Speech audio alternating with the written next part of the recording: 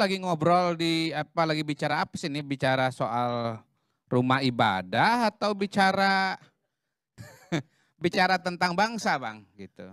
Kalau kita bicara rumah ibadah ya wajar dong kalau kita ngomong identitas agama. Kodari Islam ya di masjid. Nah, Pak Jokowi ini kan, Bang, lagi ngomong di Bawaslu. Bawaslu itu adalah institusi kenegaraan. Nah, saya nyambung dengan Bang Fahri dan Bang Arya lah. Ah ini brother, Ketika Anda kita kan nanya bicara, saya. belum selesai, belum, baru di depan. Sebentar, Bang, sebentar. Harus dijawab. Ya gimana mau jawab? Selesai juga belum? Iya, ojo ke susu, Bang. Iya. Iya. Jadi kalau kita bicara Pilpres, maka kita bicara tentang negara bangsa, tentang Indonesia, gitu. Bukan tentang Islam atau Kristen, begitu. Nah, ketika kita bicara tentang Indonesia, maka yang namanya identitas agama atau suku, ya, rumah ibadah atau pakaian adat itu bukan jadi kerangka.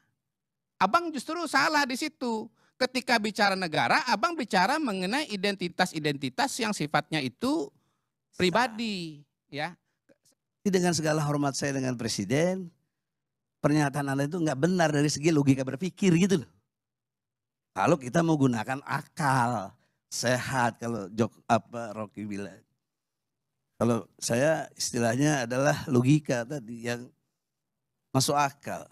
Maka untuk itu bangunan kita dalam membangun politik identitas antara logika dan moral tadi yang saya bangun dalam pengertian Os Jubedil itu harus dibangun dengan kedisiplinan rohani dan etika situasional.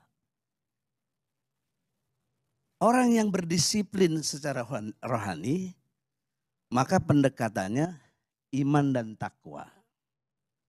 Wujudnya menjadi orang yang memegang teguh pendirian istiqomah.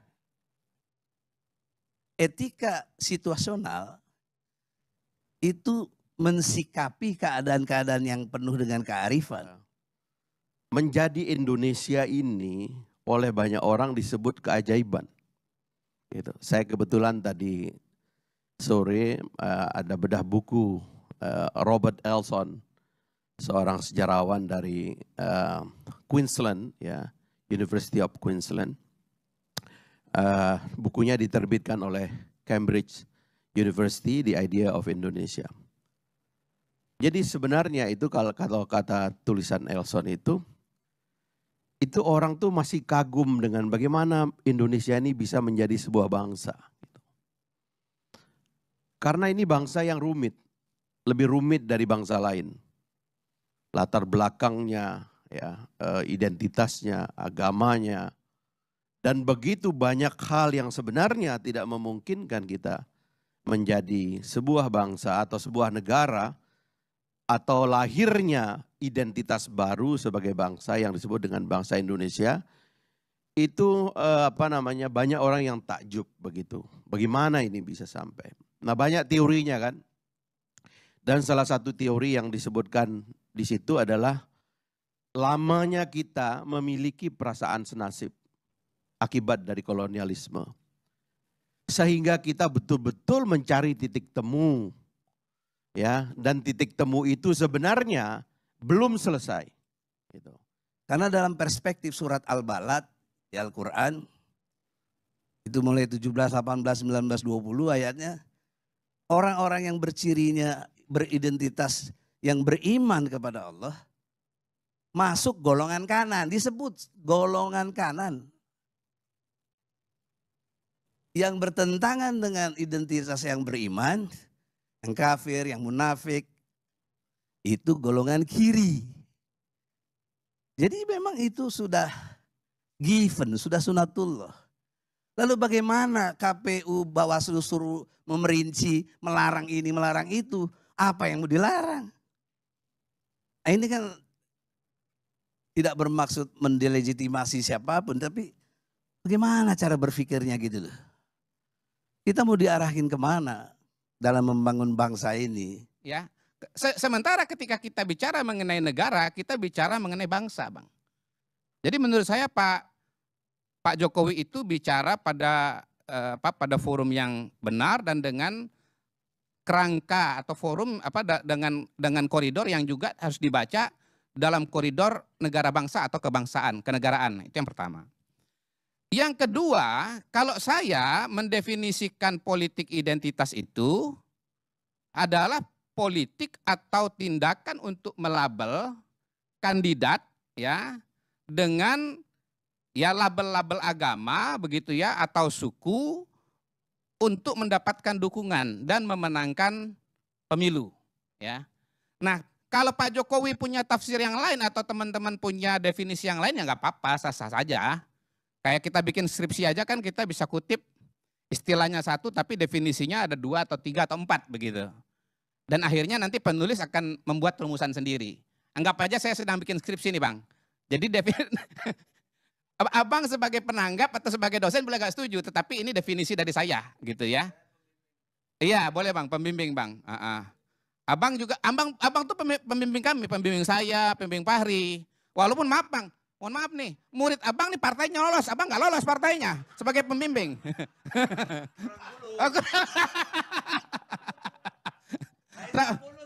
Gak mungkin Bang, gak lulus. Saya lihat jam abang tuh harganya 7 miliar kata Fahri Hamzah tadi.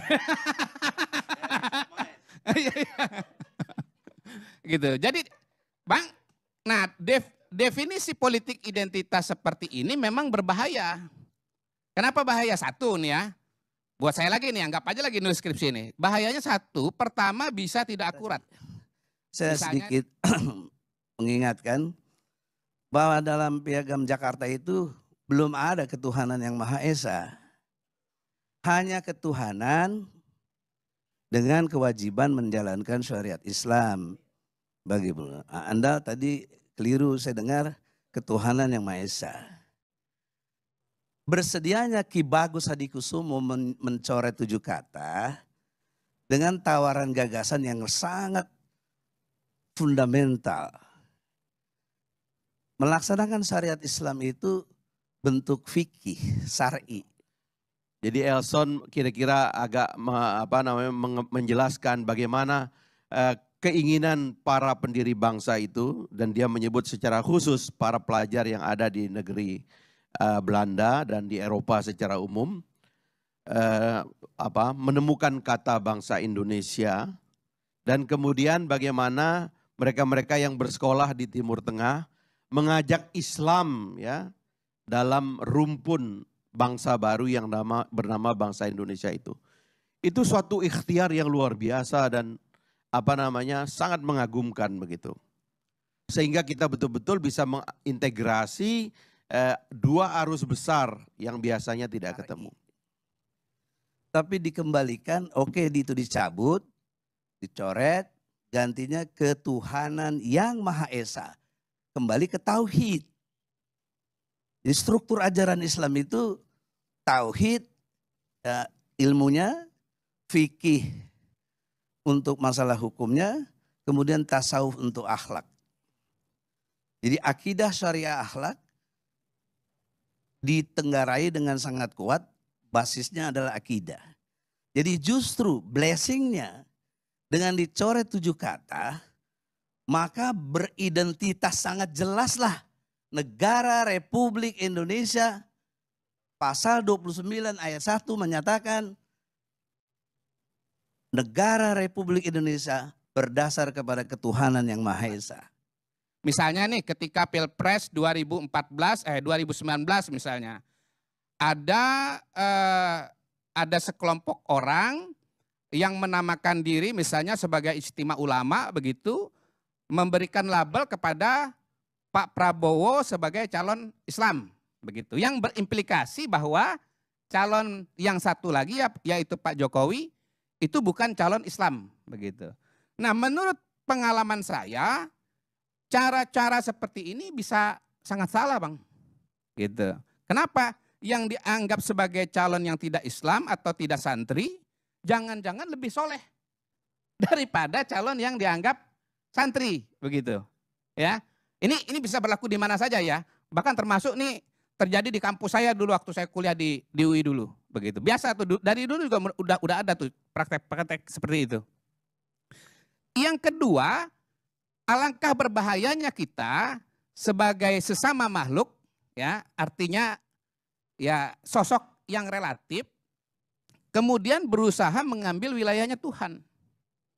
Yang absolut itu dengan mengatakan dia lebih Islami daripada si itu gitu. Si A lebih Islami daripada si B. Enggak bisa kita sebagai sesama manusia dengan segala kefanaannya mengatakan bahwa ini lebih Islami daripada yang satunya lagi. Begitu. Siapalah kita ini? Itu yang kedua. Tuhan Yang Maha Esa diabadikan di sila pertama dan dijelaskan lebih jelas di Mukadimah alinea ketiga. Berkat rahmat Allah dinyatakan kemerdekaan bangsa Indonesia. Dan Allah itu punya hukum, namanya hukum Islam. Siapa yang harus berlakukan? Presiden dan DPR. Pasal 5 ayat 1 sebelum amandemen. Presiden memegang kekuasaan tertinggi dalam membentuk undang-undang dengan persetujuan Dewan Perwakilan Rakyat. Setelah di amandemen, pasal 5 ayat 1 tetap hak presiden dan DPR-nya dipindah ke pasal 20 dan 21 UUD 45. Tapi tetap substansinya yang berhak membuat hukum di negeri kita adalah presiden dan DPR. Maka setelah dia ketemu, dikritik juga bahwa sebenarnya tahun 42 ketika sebenarnya kita masih lagi mencari jalan begitu berdiskusi, tiba-tiba Jepang masuk ke Indonesia, ya kan, dalam perang Pasifik, lalu 45 Jepang kalah dalam perang Pasifik, sebelumnya Belanda sudah pergi dan Belanda sendiri punya ide lain tentang Hindia lokal. Dan akhirnya kita berdiskusi secara cepat. Kita ingat Bung Karno memang dituduh terlalu dekat dengan Jepang, tapi Bung Karno hanya Jepang yang memberikan peluang bagi kita untuk membentuk panitia kemerdekaan, Dokuritsu Junbi Chosakai. Nah, lalu kemudian debat-debat itulah yang melahirkan rumusan Pancasila yang kemudian dianggap sebagai bersatunya seluruh gagasan-gagasan besar dalam bangsa Indonesia, khususnya Islam dan nasionalisme dalam satu rumusan yang luar biasa, termasuk setelah Piagam Madinah dan seterusnya.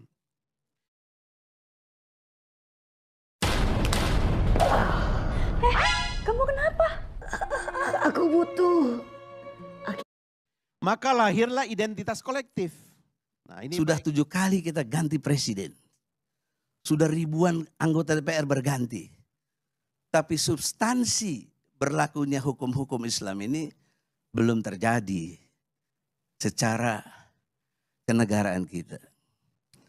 Nah, itu juga satu harus dilihat sebagai pengkaburan satu identitas.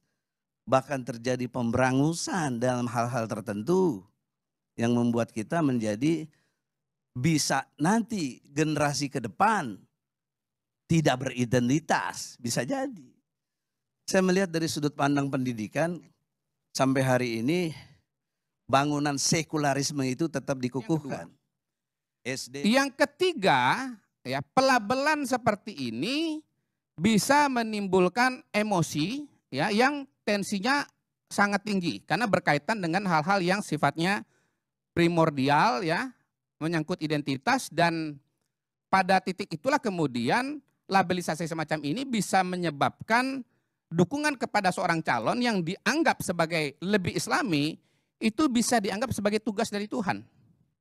Nah, kalau sudah tugas dari Tuhan, itu tinggal sebentar lagi angkat pedang, angkat pisau, ya, sehingga kemudian yang di seberang sana yang memilih yang lain itu akan ya menjadi korban kekerasan. Minimal dalam kasus Pilkada Jakarta misalnya, ini di berita ya, seorang nenek yang memilih Ahok misalnya dilarang disolatkan oleh, kabarnya nih di berita itu, oleh lingkungannya yang mayoritas tidak memilih Ahok. Nah, apakah kita ingin peristiwa semacam ini Bang Karni akan terjadi nanti di Pilpres 2024 begitu? Nah, ini Pak Egy, perbedaannya dengan Pak Egy. Kita ini sudah punya identitas kolektif.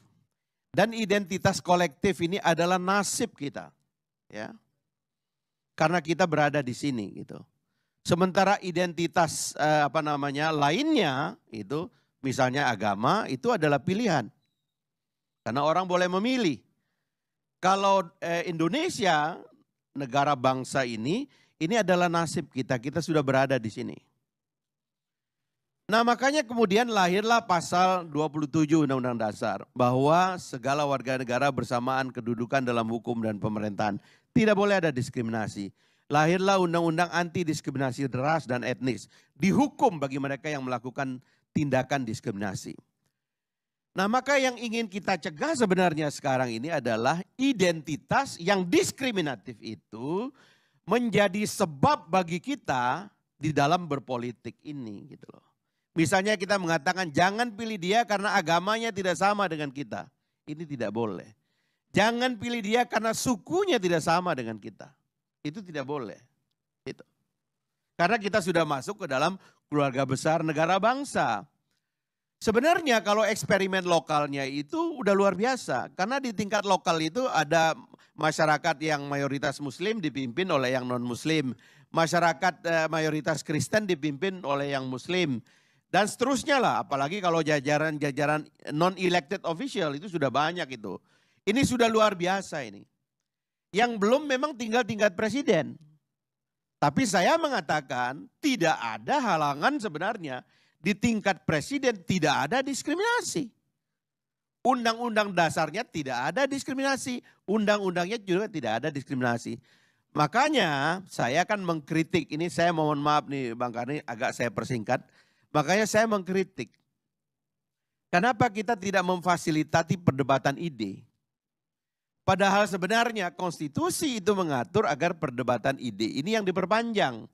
Kenapa ada muncul pasal 6A dalam Undang-Undang Dasar bahwa seorang calon presiden misalnya tidak bisa menang kalau dia tidak mayoritas di popular vote dan mayoritas di electoral vote berbasis provinsi dengan perolehan 20% pada provinsi yang dia menang. Kenapa itu muncul? Karena konstitusi mendorong lebih banyak kandidat. Dalam perspektif Al-Quran, saya menyayangkan Anda tidak baca Al-Maidah ayat 51. Bahwa dilarang memilih pemimpin yang Yahudi, Nasrani. Ada jelas eksplisit. Kemudian Anda tidak baca lagi At-Taubah 80 sampai 85. Tidak boleh sholat di pinggir berdoa di liang lahat yang munafik. Bung Egi, saya nanya bagaimana kalau orang Amerika, saya tanya dulu nih, karena ini kan perlu kejelasan ini. Makanya itu saya bilang bukan. Ya. Bagaimana kalau orang Muslim di Amerika? Ya. Apa yang harus mereka lakukan? Harus bersikap, dia apa? Ya bagaimana? Ya sikapnya kalau dia konsisten, yang saya bilang tadi disiplin rohaninya, dia harus istiqomah. Nah, gimana itu? Ya kalau tanya saya gimana, saya melawan kalau saya. Melawan di Amerika? Ya nggak mau milih, nggak ikut milih kan nggak apa-apa. Oke. Pemilu itu hak, bukan kewajiban. Abstain ya, abstain. Oh absen begitu? Bukan absen, saya memilih untuk tidak memilih. Bang Fakri jangan di Amerika. Jadi, kalau di Bali gimana? Kan di Bali sama di NTT gimana? Tadi kan saya disalah-salahin sama dia. Nggak apa-apa, itu subjektif. Kalau berpikir objektif, Anda Islam, ya Anda kurang menyadari situasional. Yang saya bilang tadi etika situasionalnya adalah kita ini mayoritas. Ada yang minoritas. Ini yang konsep tahu dirinya itu nggak jalan. Kan kalian mau begini nih supaya yang mayoritas ini jadi gugur semangat keagamaannya. Jangan lagi persoalkan minoritas apa tidak. Kurang lebih begitu. Cukup. Nah, udah kalau itu saya perlu nambahkan nih. Saya perlu nambahkan. Harus objektif. Ini penting nih. Karena kan diskusinya saya ini ya. Bang, saya Muslim ya. Saya merasa saya Islam.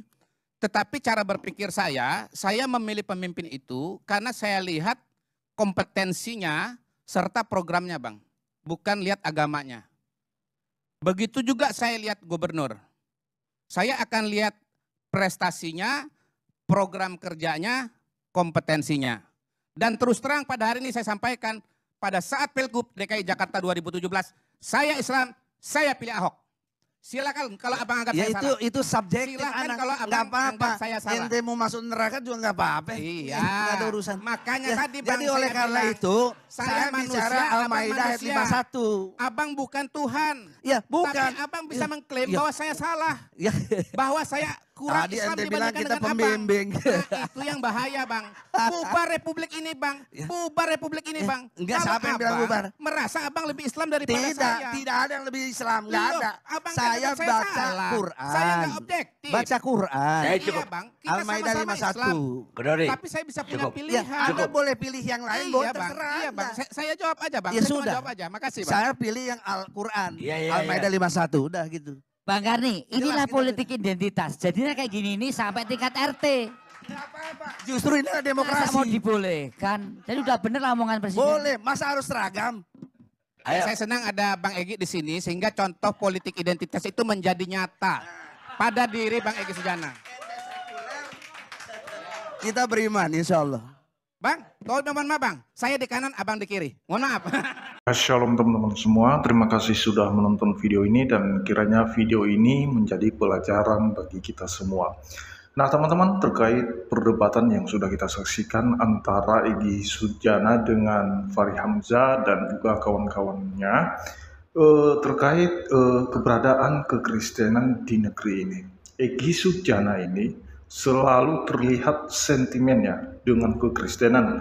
Dan bahkan dia berkata di beberapa tahun yang lalu, ya Kristen itu sebenarnya harus dibubarkan karena tidak sesuai dengan sila pertama, yaitu ketuhanan yang Maha Esa. Karena orang Kristen memiliki 3 Tuhan atau Trinitas, Trinity.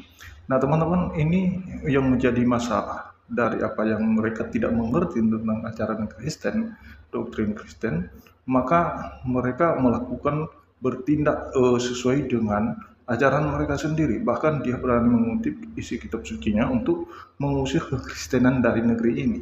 Nah seolah-olah gara-gara dialah dan gara-gara agamanya lah Indonesia ini merdeka. Nah padahal Indonesia ini bukan milik satu agama, melainkan milik semua agama yang sudah diakui di Indonesia ini. Itu saja yang perlu saya sampaikan, kiranya Tuhan Yesus memberkati kita semua. Shalom.